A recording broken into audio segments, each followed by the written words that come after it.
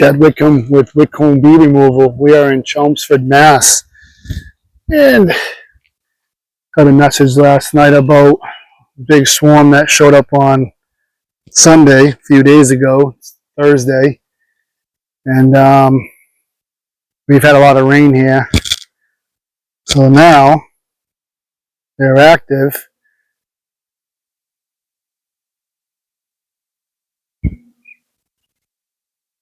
As you can see, we're going to try to use some light here and work in. I got the heat gun. I got a scope cam. We'll figure out what's going on here. Let's get this figured out. I don't know how well you can see. You can see that cluster right there. That's them. That heat is them. Alright, let's figure out what's going on here and see if we can get them removed. So as you see, they're coming out of the flue. And that's where the heat's coming from. So I'm going to see if they're on the back side of this flue, so the bottom side of the video here, up against the wall. So I'm going to see if they're going into the wall. And they go crawl up in the crawl space in the attic. Alright, so what we got here is got some insulation. We blocked the flue. We're going to start breaking that flue on that left hand side. You can see the bees crawling up. Pretty active here. So we're gonna bust that lower flue there and get the vacuum, start removing them out. It's an unused chimney. So obviously there's gaps in the mortar there. You can see where their joint right there where they're crawling in and out. So we're going to work with it. We're going to expose it. Let's see what it looks like.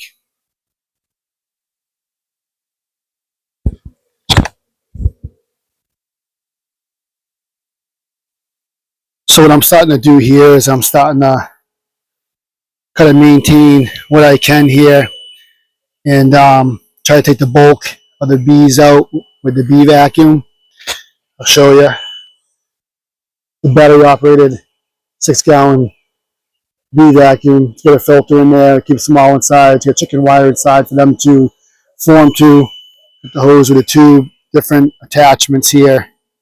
And I'll just gently suck them up and work with them, get the numbers down here. As like I said, they're super docile right now. But it's been a lot of rain. So we'll try taking the numbers down to work with them. And we'll open up that flue inside. So I think it's safe to say that I found them. You can see them crawling down there on that side. So now I'm going to remove the flue and look at it and get to the main cluster. I'm going to start sucking them up. It's going to be hard to see if we get the queen. So hopefully working with them today and getting into them slowly. We'll get them all. So we'll keep you posted. Flying around pretty good now. Give you a little idea where we're at. See all the bees coming up, open up the flue where they were, where the heat was. And I'm going to keep looking, try to find the queen, but it's a very tight area. Going to reach down about 3 feet, so we're getting there.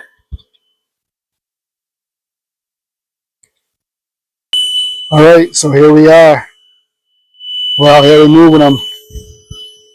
Typically when you see this, when you got the queen inside the bucket, they all come, they smell the queen's pheromone getting blown out of that filter right there. So hopefully that's good because it's hard to see. Still got a lot flying around, but we'll keep working with it. So also seeing them up top like this, trying to always spot the queen. I'm pretty sure this is a overwinter colony. When you see them all moving and come up like this, sometimes they're doing that because they can't find the queen's pheromone. And then I have them over there on the vacuum. So it allows me to,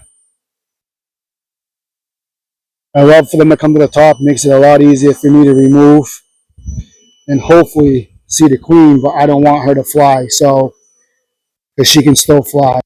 So what I want to do is try to get her in the tube as fast as I can. I'd love to put her in the queen clip, but because she hasn't laid any eggs or started to, she can fly really good. So I take my time here and have them all come up. Whitcomb bee removal, Chad Whitcomb. I think it's safe to say I got the queen. I mean, they are piling up on the vacuum on that vent. So that would be good news if the queen is rescued and the rest of her colony. Heck yeah. Chad Whitcomb, Whitcomb bee removal. All right, I'm going to show you inside. You can see the big difference in clearing all the bees out. All you have going on now is the foraging bees coming back. They're coming back to what they know was their home. And then what I did was back this up here if I can. We now know the queen in it, pretty sure, because the amount of clustering bees that came to this are smelling her pheromone through that vent and blowing this way to where they're coming down to the flue. So now I sucked all those bees up, let them gather again. I'll do it again. And then I'm going to take a piece of insulation right now, and once I get most of the bees out of there, I'm going to block it so that way any remainder foraging bees that come back will come to this vacuum and I can suck them up. Chad Whitcomb, Whitcomb bee removal. All right, so I sucked up most of the bees that are inside the flue. You see foragers coming back. They're flying around the top saying what's going on. Usually you can go right in. Turn the vacuum a little bit higher. So I'm going to slow this down. And now it will grab all of these foragers over to the vacuum because the queen is inside and the pheromone is getting pushed out through the top vent. So we're just about done. We'll wait for a few more and we'll just open that back up. Any more that crawled up, we'll get them. And we'll close that back in so that right now they don't have any issues until they get this flue that's unused sealed up. All right, here's inside the chimney. Cleared out. You can see is it's the few down there that will suck up. That's it. That's cleared out. First removal in the books. See a couple more stragglers. I'll suck them up and we're done. Timing is crucial. You see swarms get us there soon. Sooner the better before they move in. Whitcomb bee removal. Chad Whitcomb, 508-341-4389. Give a call.